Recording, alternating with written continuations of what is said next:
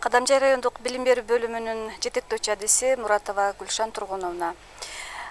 Бүгүн бизде Кадамжай райондук билим берүү бөлүмүндө адамзат жана 21-кылымдын технологиясы деген форум болуп өттү. Бул форум Кыргыз Республикасынын президентинин инсандын руханий адеп ахлагы жана дене тарбиясы деген жарлыгынын негизинде окуучу жаштардын руханий адеп ахлагы жана дене тарбиясы жөнүндөгү концепциянын негизинде болуп өттү. Бул иш-чараны районубуздагы соц педагогдор жана тарбия иштери боюнча директордун орун басарлары өткөрдү. Форумдун негизги максаты эле ушул коомчулукка, жалпы коомчулукка бала тарбиясында ошол инсандын руханий адеп ахлагын, нарк насилин жеткирүүдө пропагандалоо, ошол биздин азыркы бала тарбиясындагы негизги көңүл бөлүүчү маселелерге көңүл коюу. Мына ошону негизги максат кылып алганбыз. Иш-чара өтө жакшы, жогорку деңгээлде өттү. Бул иш-чарага районубуздун соц педагогдору, тарбия иштери боюнча директордун орун басарлары, окуучуларыбыз, ошондой эле ата-энелер келип катышты. Ушул иш-чаранын негизинде бир жылдык жыйынтык чыгып, китеп окуу боюнча биздин балдар жеңүүчү болушту. Ошол жеңүүчүлөрдүн бүгүн ошол жеңүүчүлөрдү дагы сыйлап өттүк.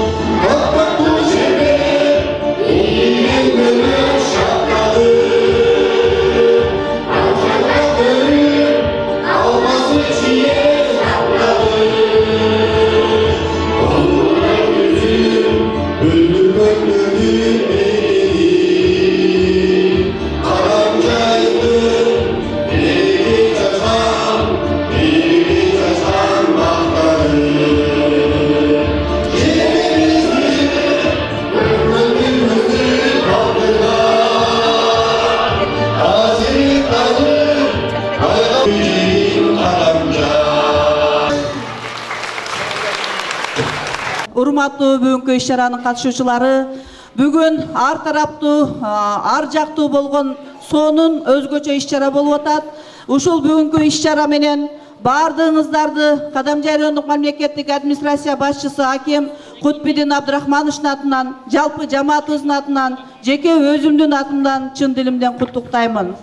Жогоруда айтылгандай, өзүңүздөргө белгилүү болгондой, биздин президентибиз Садыр Нуркожоевичтин номер 1 январь айында чыккан номер 1 жарлыгынын негизинде инсанды руханий адеп ахлактык өнүгүүсү жана дене тарбиясы жөнүндөгү жарлыгы ошол жерлерди аткаруу максатында Кадамжай райондук мамлекеттик администрациясындагы буйругу, ошондой эле атайын иш-чаралары кабыл алынып, жогоруда айтылгандай билим берүү министрлиги тарабынан да концепция иштеп чыгып, аны менен бүт республика боюнча чыккан жыйынтыкта республикалык чыгарган учурда биздин район шаарлардан кийинки эле 3-орунда, бирок райондордун арасында 1-орунда турат. Буну бизде кече Кыргыз Республикасынын билим жана илим министри Алмаз Бешеналиевич келгенде дагы биздин жергиликтүү өз алдынча башкаруу органдарынын жетекчилери менен болгон жолугушуусунда дагы баса белгилеп айтып өттү. Ошол область, биздин область республикада 4-орунда алган болсо, областтын ичинде биздин Кадамжай району 1-орунда тургандыгы дагы бул өтө кубанарлык. Бүгүнкү иш-чара бул жыйынтыктоо иш-чара болуп атат. Мына убакыт учкан куштай дейт. 2021-22 жылда аягына чыгып отурат. Дагы 6 күн окуу калды. Ошол Замаким белгилеп кеткендей, жакшы жыйынтыктар менен жыйынтыктадык. Окуу жылын өткөн 2021 жылды ушундай жыйынтыктар дагы көп боло берсин.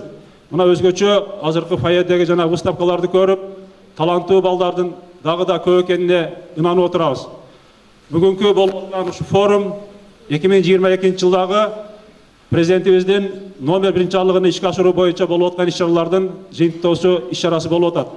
Мындай иш-чаралар бардык мектептерде, бардык бала бакчаларда өтүп келип атат. Жакшы жыйынтыктарды берип атат. буларды көрүп атабыз.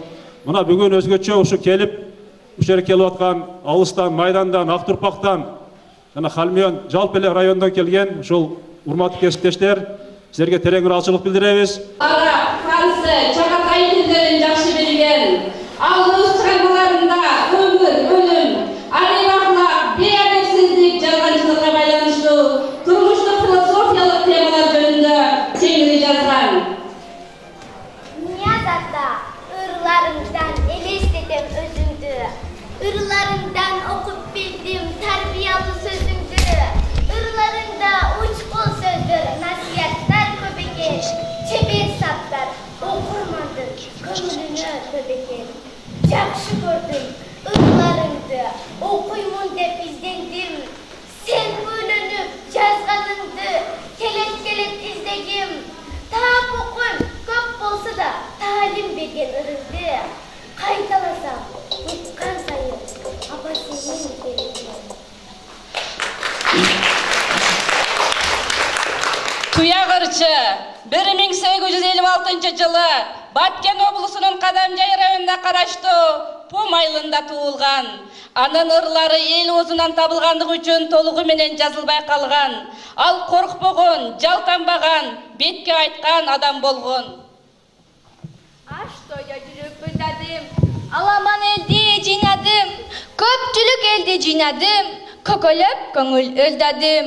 Туяктын ырын угам деп, туш-туштан келген эл болду, тулпардай тынбай туйлаган, туяктын ыры сел болду. Исаак Асануулу Полоткан 1844 жылы Маргалан аймагындагы Окуна кыштагында туулган. Исаак Асануулу Полоткан элдин колдоосу менен 2 жолу ак кийизге салынып хан көтөрүлгөн. Ал мамлекеттик ишмер, колбашчы, азаттык идеясын элине түбөлүк таштап кеткен мекенчил инсан. Elimden çıkkan Polotkan, kalkının kamın oylugun, erkindek üçün kol kırap, kokonga kolun joldugun. Zalim Kuday Erkandı, kokondan kuup oңdugun. Anı menen bolbogon iş, skobul kelip jardamga Исхак атам козгогон. Абдыкадыр Орозбеков, Кыргызстандын Совет доорундагы белгилүү мамлекеттик ишмери, Совет мамлекетинин негиздөөчүлөрүнүн бири. Ал 1889 жылы Фергана областынын Маргалан уездиндеги Окуна айылында туулган. Аны бүгүнкү эгемен Кыргыз мамлекетинин биринчи президенти деп атасак акыйкат болот. Орозбеков көчөсүндө бара жатам, Орозбеков жөнүндө ойго батам. Кимдир бири сурагансы тоопладам, бул жерлерде жүргөн качан, болгон качан. 20-чы жылдардын аягында, 30-чы жылдардын баш жагында Орозбеков болчу дейт кубангандан, аны көргөн тоолордун таштары да. Абсамат Масалиев, Кыргызстандагы белгилүү мамлекеттик ишмер, Кыргыз Республикасынын эл баатыры. Ал Кызылкыя көмүр башкармалыгында иштеген жана Кыргыз Республикасынын биринчи секретары болуп иштеген. Абсамат Масалиев атабыз. Биз аны эч качан унутпайбыз. Масалиев басып өткөн жолдорду үлгү болсун деп баарына даңктайбыз. Каалайбыз сиздей болсун ар бир кыргыз. Көтөрүп Абейир Ыйман деген желеги желбирип мекенимден. Жашайлы бул өмүрдө эмгек менен. Эгемберди Эрматов, Кадамжай районундагы Пум айылында 1951 жылы 10-июлда туулган. Ал акын, драматург жана журналист болгон. Анын Шаар жана тоолук, өмүр издери, Туяктын ыры, Саймалуу таш, Махаббат, Исфайган авазы аттуу ыр китептери, Мухаммед пайгамбар деген дастандын, Аксаткы менен Күл мырза драмасынын автору. Эгемберди акынды, эмгегинен эскергенде абасыз, эрдик менен эл эсинде каласыз.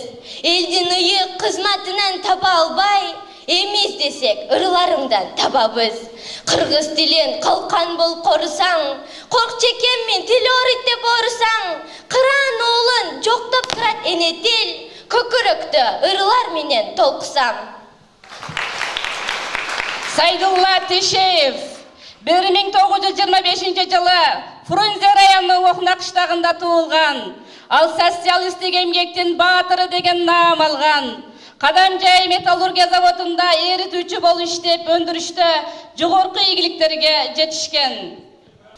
Убагында даңкталган аяламга толуп өскөн Оқна кыштагында Сайдулла Тешеев агайыбыз бааланган ак эмгек кызматында социалистик эмгектин баатыры деген нам менен элге таанылды. Эмгегиңиз эсте калып бир өмүр жашообузга жаркын элес калтырды. Жолдошбек Мамажанов 1952 жылы Баткен облусу Кадамжай району Карадөбө айылында туулган. Анын сүрөтүнө жазым келчи, сагындым, алмай гүлү, өмүр өтөт, жаштык өтөт аттуу элге белгилүү болгон обондору жазылып калтырылган. Жолдошбек Мамажанов агайыбыз мыкты ырлар менен жүрөктө калдыңыз. Бул дүйнөдө атыңызды калтырды. Сиз жараткан маанилүү ырларыңыз. Ырларыңыз аккордеон коштоосунда ырдалып, дакталып бул турмушта жашайсыз түбөлүккө ар бир жандын ыр күүгө сугарылган музыкада. Зулпукар Маматов 1936 жылы Кадамжай районундагы Оросбеков кыштагында төрөлгөн. Ал социалисттик эмгектин баатыры. Кадамжай металлургия комбинатында зор эмгектерди жасаган. Кыргызстанга тааныткан Кадамжайды, комбинатта иштеген кызматтары Зулпукар Маматов унутулбайт. Үлгү алабыз биз Кадамжай жаштары. Төрөсүн дагы да бул жашоодо сиздердей жыган болгон улан кыздар бүт аламга тааныткан кыргыз калкын төрөсүн сиздердей азаматтар. Касиеттүү жерим дастан, кадыралы сурмасы бар алтын каткан, Узагы улар учкан улуу тоодон, үртөгүн молдонияз ойго баткан, Кутман көлүм күн нуруна жүзүн жайган, Аксуу көл дарыяң шокис байрам, Уноткан Абдыкадыр Абсаматтай, кан чыккан кайсиеттүү Кадамжайдан. Тарыхтагы Кадамжайдын чыгандары, сыймыктанам биз алардын урпактары. Унутпайбыз биз эч качан эмгектерин, бизге таштап кеткен эмгек белектерин. Чындыкты куруп бекем, куручаңдын кыргыз элим, калкан болуп намысыбыз, улууларды даңктайбыз. Сиздер басып өткөн жолду, келечекке улантабыз.